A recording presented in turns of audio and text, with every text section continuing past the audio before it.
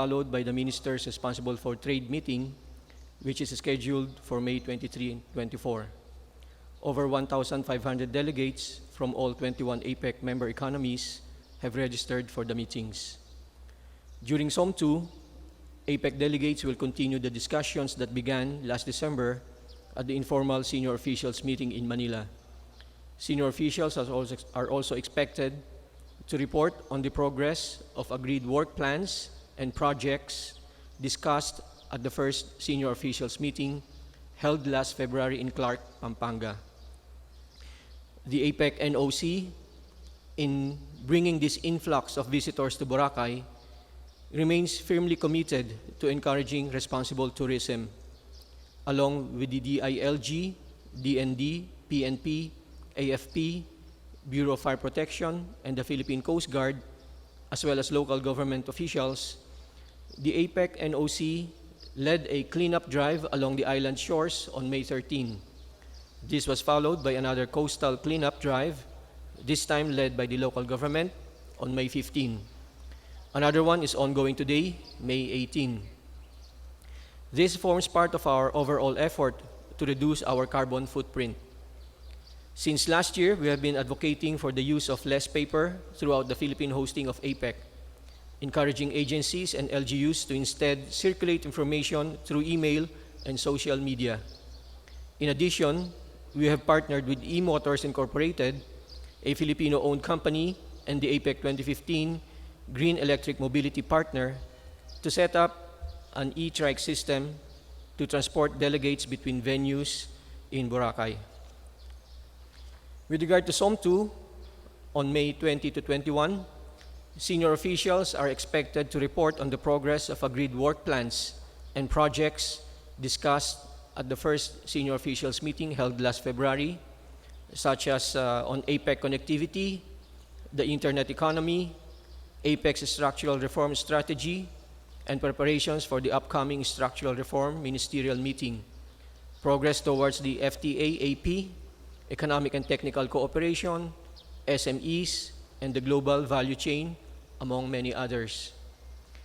Senior officials will hear from respective APEC committee, for example, the Committee on Trade and Investment, the Economic Committee, and the SOM Subcommittee on Ecotech.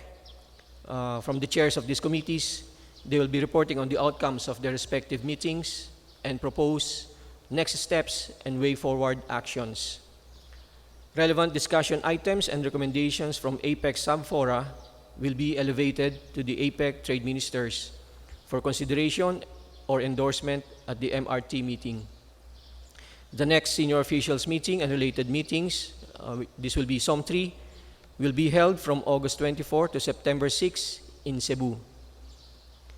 Now, regarding the ministers responsible for trade meeting on May 23 to 24, the Philippines will seek the endorsement of the APEC Action Agenda for Global SMEs and MEs, or microenterprises, which identifies priority actions that APEC will take to mobilize SMEs and MEs and encourage them to go global.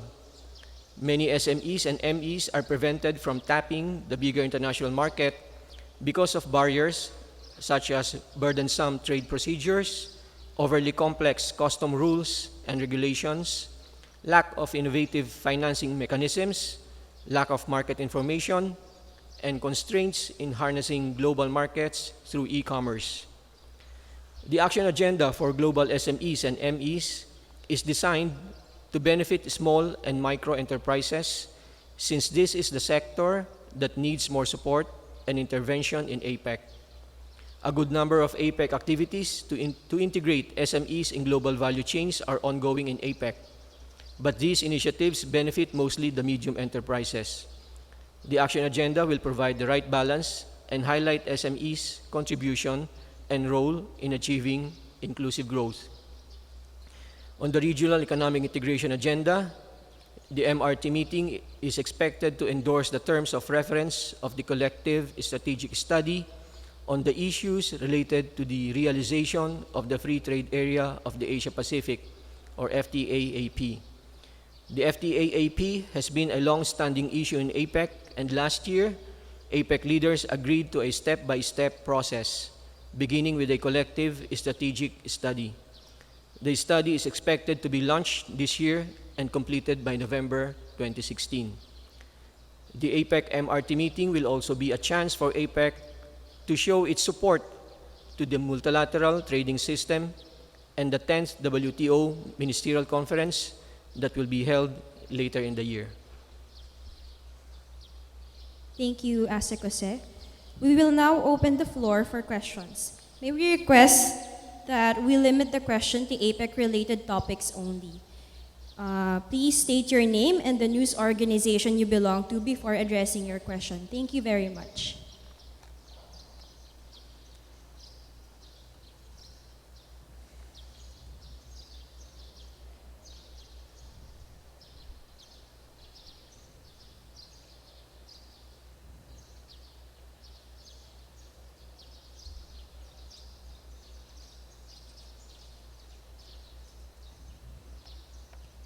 Yes, sir.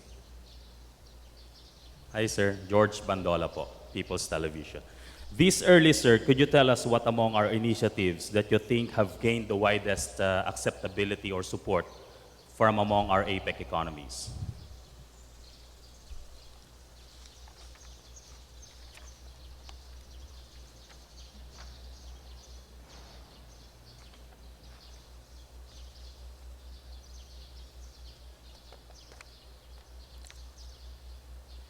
We have several initiatives the Philippines has been advancing in the APEC, and especially here during the Philippine hosting of APEC in 2015.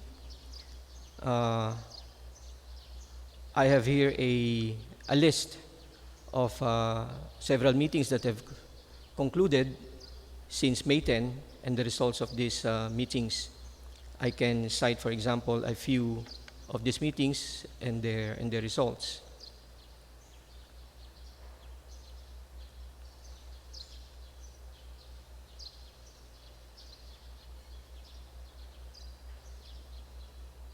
For example, there have been many Friends of the Chair meetings on several issues. One on environmental goods and services, for example. Discussions included progress in implementing the 2012 APEC list of 54 environmental goods by end of 2015. And there's this Friends of the Chair on global value chains.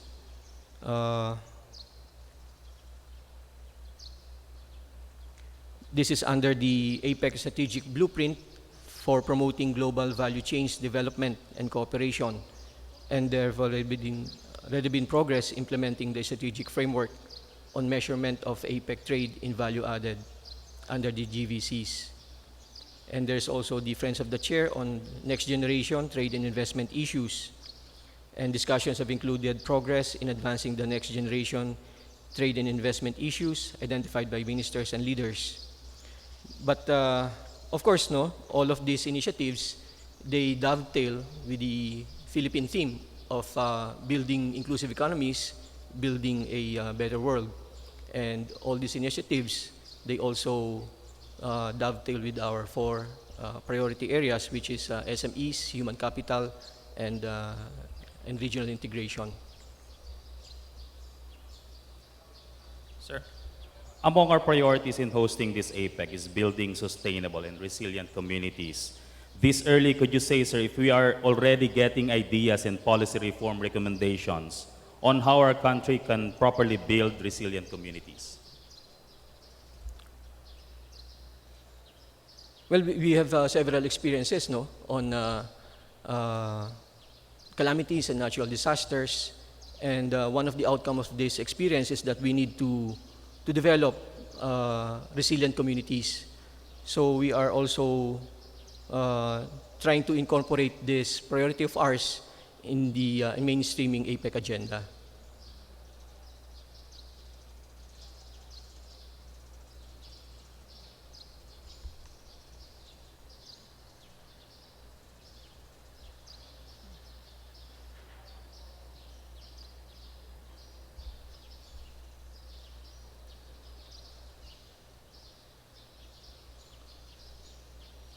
Sir, on on the free, I'm Nina Kaliha of the Inquirer.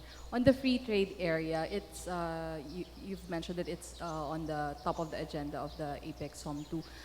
But what is the Philippines' input on this matter to make the free trade, the matter of the free trade area to the advantage, make it advantageous for the Philippines?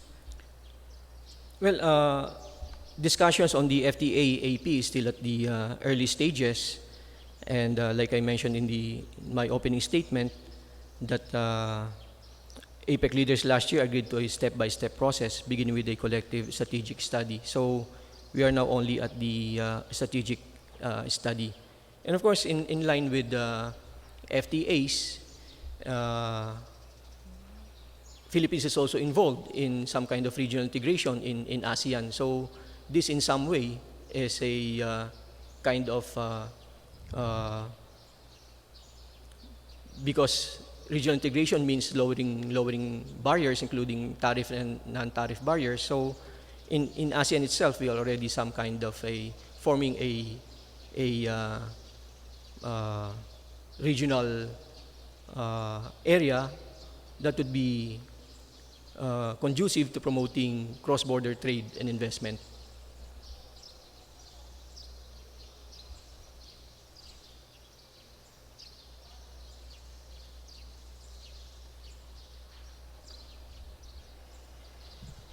Yes, good morning. I'm Mark Kayabyab of Inquirer.net.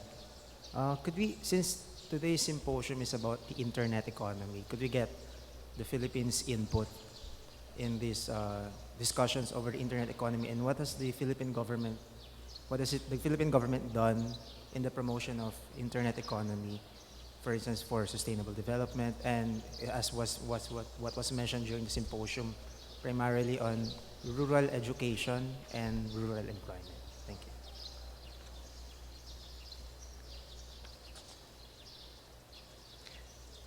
Of course, the Philippines is promoting an internet economy, and we would like to synergize all these efforts in context of APEC also. We have, of course, much to learn, no, from the other more advanced economies of APEC with regard to the use of the internet in promoting business, investments, and e-commerce.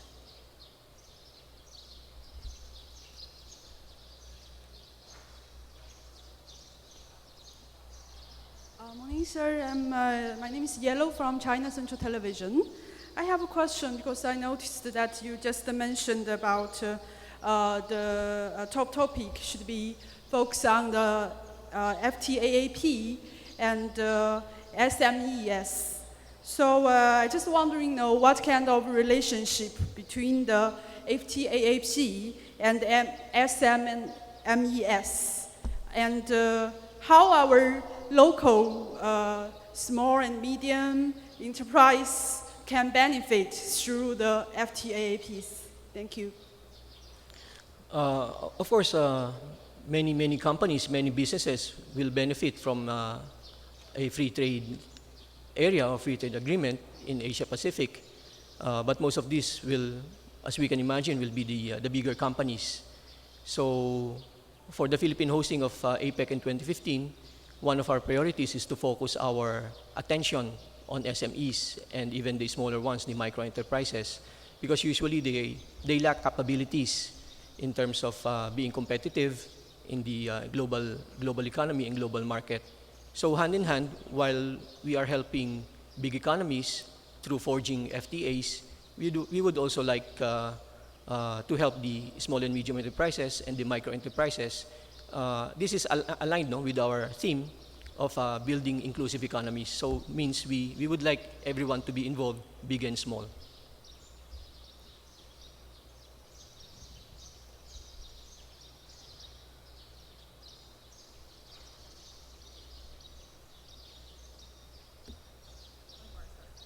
Sir, about the responsible tourism. Just a few weeks ago, Boracay was flocked by tourists because of the La Boracay, and there has been news about the dirty beach and all. So how is this, you're talking about responsible tourism. Can you be more specific? How is this any different from what happened last May 1, the influx of tourists now because of the APEC? Well, of course, we specifically selected Boracay as one of the venues for this year's hosting of APEC, precisely because we would like to promote tourism in Boracay as well as other major cities and tourist attractions in the Philippines.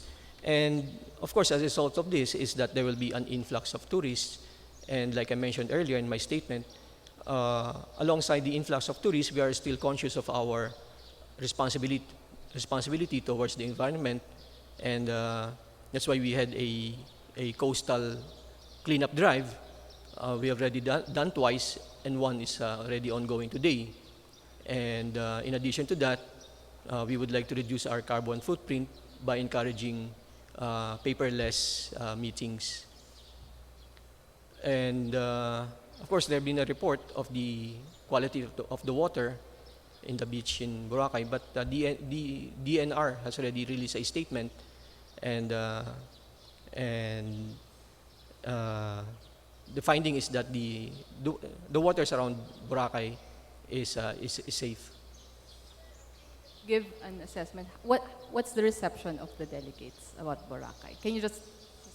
Well, I can tell you, since we have announced that Boracay will be the venue of the second SOM, I think the delegates have already been quite really excited to be able to visit Boracay, since many of them have heard of Boracay as a famous tourist destination in the Philippines, but haven't been here themselves. So I think this is a good chance for all delegates from 20 other APEC member economies to come and see for themselves the beauty that awaits them here in Boracay.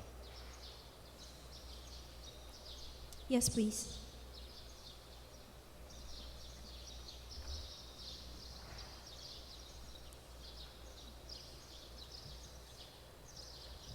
Sir, good morning. I'm from Bomboradjo, Calibo, Bomboradjo, Philippines, Leoneline Artes.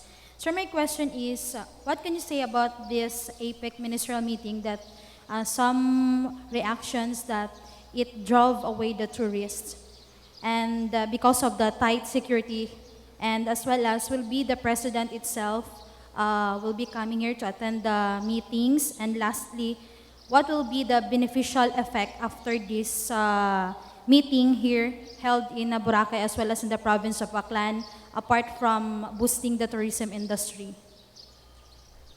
Well, the report that there's been a decrease in the number of tourist arrivals is not quite accurate, no?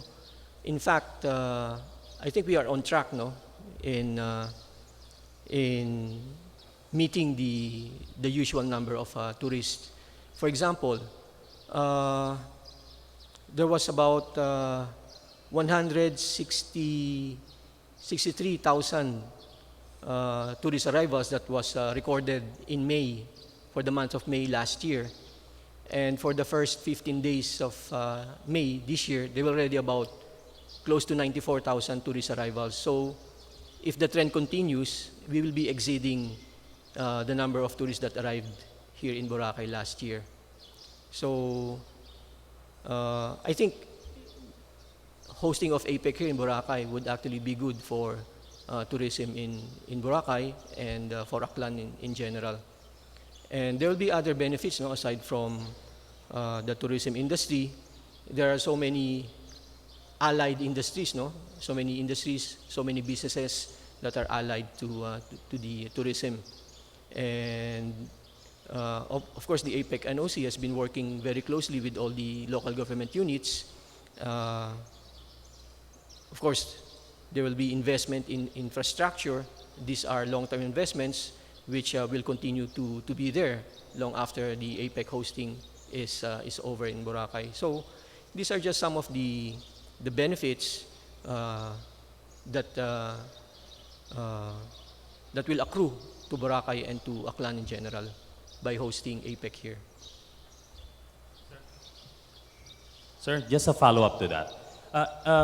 Is it true that because of the strict security, some island activities, including boating, island tours near the Station 1, and late-night swimming, are temporarily suspended?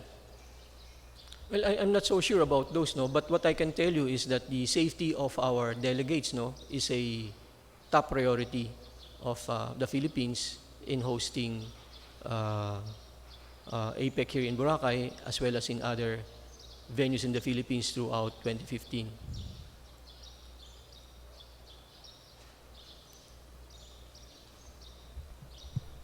Sir, good morning. I'm Gloria Villas from Brigada News FM, Calibo. Sir, many says that Philippines has a lot of source of income, but nevertheless, if you compare it with other major countries in the Asia-Pacific region, you have to admit that it has less developed infrastructure and the industry. My question is this: what measures, what steps do you, as the country's secretary, believe most be taken to make sure that when Philippines hosts such a APEC cooperation again, which will probably happen in another 10 to 15 years, the business people who will attend it will say Philippines is one of those who has advanced technology and the developed economy in the Pacific coast. What is your vision of this process for the next 10 years? Of course, the development of the Philippine economy will be primarily based on the economic blueprint, no? Our development plan, the immediate, intermediate, and the long-term economic plan of the Philippines. And of course, these are complemented, no, by cooperation with regional and international organizations like APEC. Of course, the Philippines benefits a great deal from our work and cooperation in APEC. There are so many working groups, committees that work on many very broad, very diverse issues. For example, APEC has 3 pillars. We have the work on trade and investment, business facilitation, and economic cooperation, economic and technical cooperation. So under these 3 main pillars, there are so many subgroups, no? For example, on trade and investment, there are so many things, so many working groups under that, including customs, mutual recognition agreement, market access. So all these things, no, the Philippines can benefit from. Okay, thank you, sir.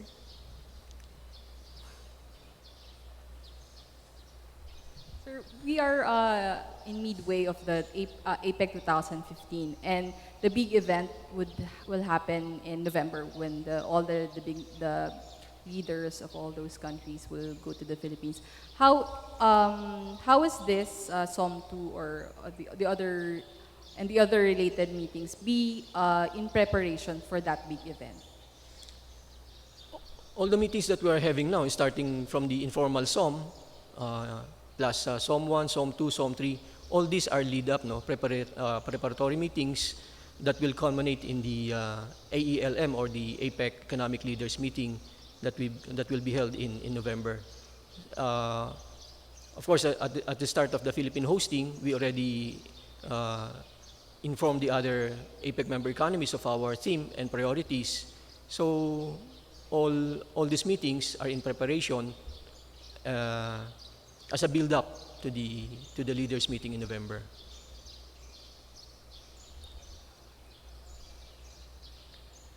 Perhaps we can take 1 or 2 questions for the APEC spokesperson.